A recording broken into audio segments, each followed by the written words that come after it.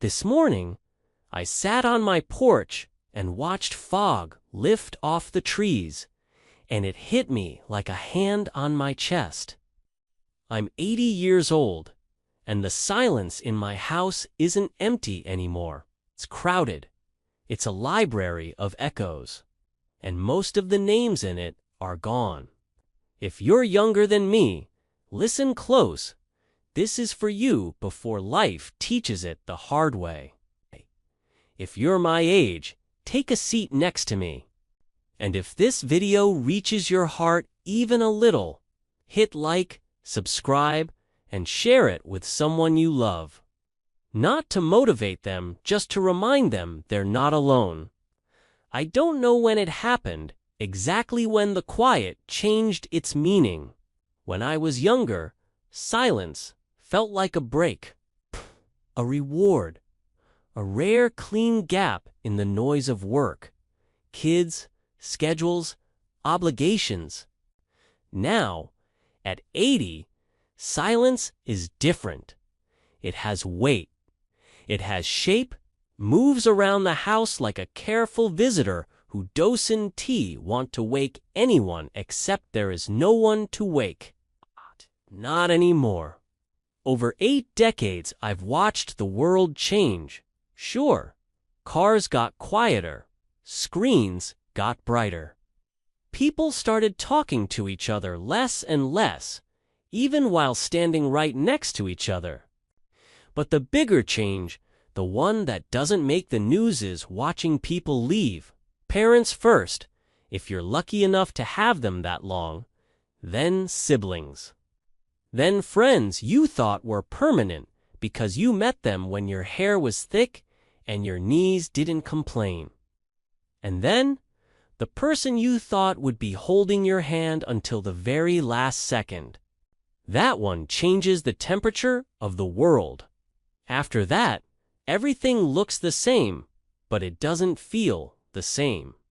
The chair stays where it always was, but it becomes a landmark instead of furniture. A sweater still hangs in the closet, but it's no longer clothing. It's a memory you can touch. And you start to understand a strange, uncomfortable truth. When you reach this age, you can become a ghost in a world built for the young. Not because young people are cruel. They're just moving fast.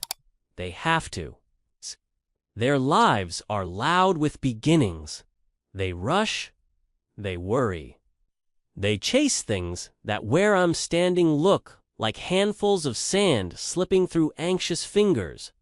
Sometimes they ask me, "What is it like?" And sometimes they don't ask anything at all. They just look at me with that careful face people use around fragile antiques. Like I'm a warning. Like being the last one standing is a tragedy. But there's a secret to being 80 that nobody tells you until you get here, when everything and everyone is stripped away. What remains isn't just nothing. What remains is the truth. And the truth, I've learned, doesn't shout. It sits down beside you, quiet, patient, and it waits until you're finally still enough to hear it. The first truth is one I fought for decades. We never really own anything, or anyone. In my 40s and 50s, I thought my life was defined by what I built: career, house, reputation, a name people recognized in certain rooms. I guarded those things like they were permanent, like if I held on tight enough, life couldn't take them. But at 80, I look at my hands and realize they're empty. And it's not a horror story. It's a relief. I've watched homes I lived in get sold. I've watched furniture I once polished end up in someone else's dining room. I've watched my professional legacy vanish in a handful of years, forgotten by people who weren't even born when I retired. And once you accept that, You stop clenching your life like a fist, because what remains isn't the trophy on the shelf. It's the character you forged while trying to win it, all the patience you learned the hard way, the discipline, the courage it took to keep showing up when you were scared. Those things don't get sold at an estate sale. They stay in you. And then there's the second truth, the one that hurts and also heals. The people you love are on loan. Your spouse, your children, your closest friends. You don't own them. You never did. You're a steward of their time for a little while. And I know how that sounds when you're young. It can sound cold. It can sound like giving up. But it's the opposite. When you stop trying to keep people, when you stop gripping them with fear, and you start just experiencing them, grief changes shape. It doesn't disappear. Nothing honest disappears. But it changes from "I was robbed" into something quieter. Something like, "Thank you for the loan. Thank you that you were here at all. Thank you that out of all the possible lives, you were in mine." And the only thing that doesn't rot, doesn't get boxed up, doesn't get donated, doesn't get forgotten in a drawer, the love you gave. Not the love you felt privately. Not the love you meant to express someday. The love you actually gave. That's what remains. When you're young, you wait for the big moments. The wedding, the promotion, the big vacation, the milestone birthday, the retirement you imagine will finally unlock the real life. You spend years staring at the horizon like life is a finish line. But at 80, you learn something humbling. Life isn't made of mountain peaks. It's made of the walk between them. The ordinary mornings, the way sunlight lands on the kitchen table, the sound of someone you love moving around in another room, the coffee that tastes slightly burnt but somehow perfect because of who's drinking it with you. If I could go back, I wouldn't seek more success. I would seek more noticing. I would linger longer. I would sit down more. I would listen to the birds with actual attention instead of treating them like background noise while my mind sprinted ahead to the next obligation. Because what remains at the end of a long life isn't a highlight reel. It's a collection of small, beautiful nothings that turned out to be everything. And then there's solitude. People don't like talking about that part because they're afraid of it. We come from a generation that was taught to stay busy, to be useful, to keep moving. And for a while, life gives you enough noise to hide inside.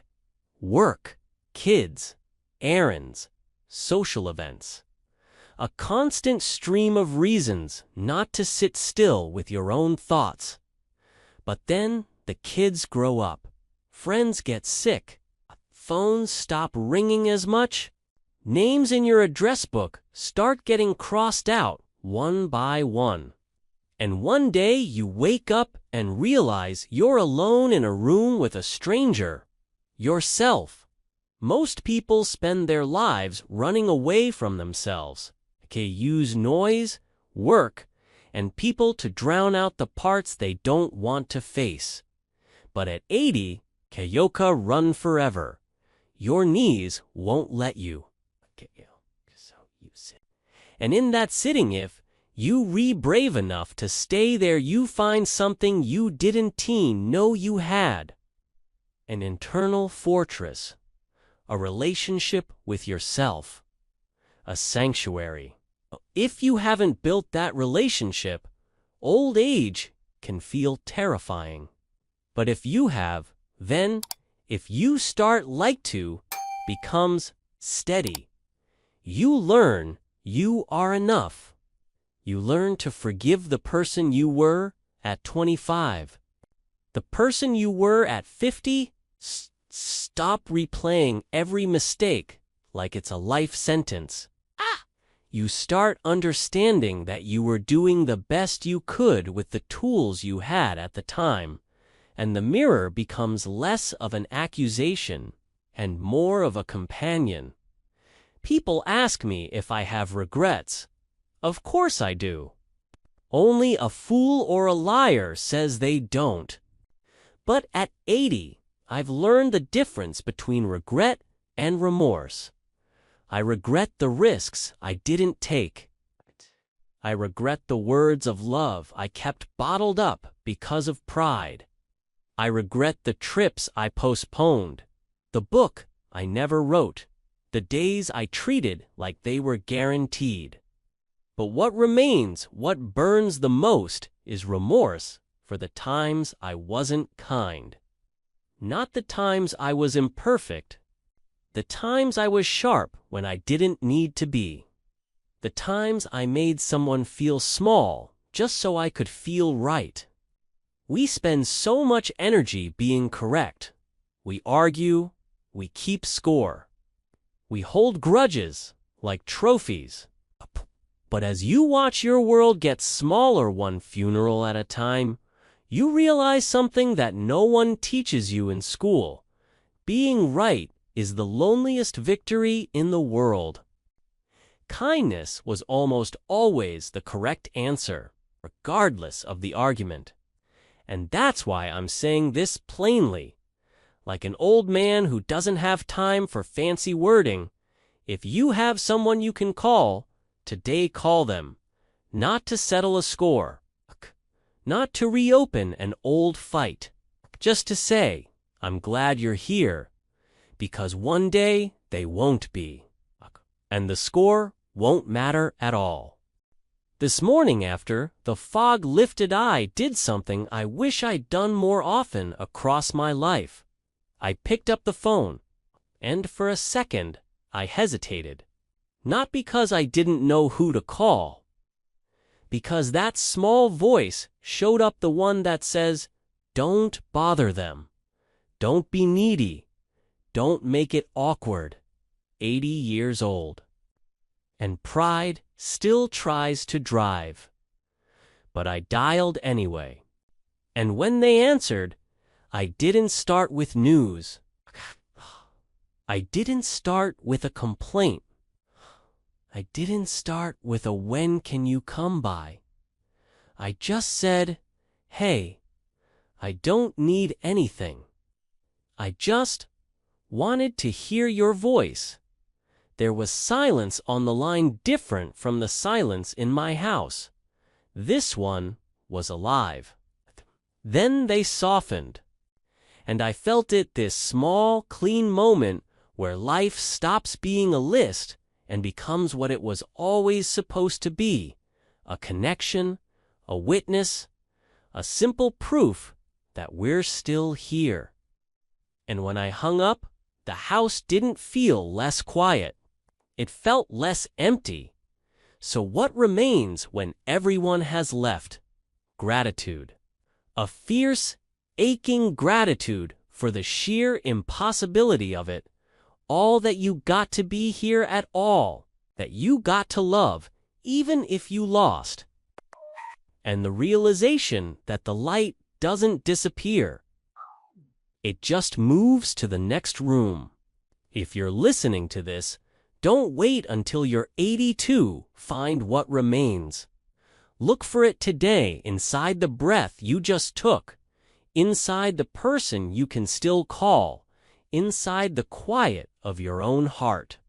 If this spoke to you, share it with someone you love. Subscribe for more reflections like this, and leave me a comment. What is one thing you've learned to cherish as you've grown older? Read them all. Makes the house feel a little less quiet.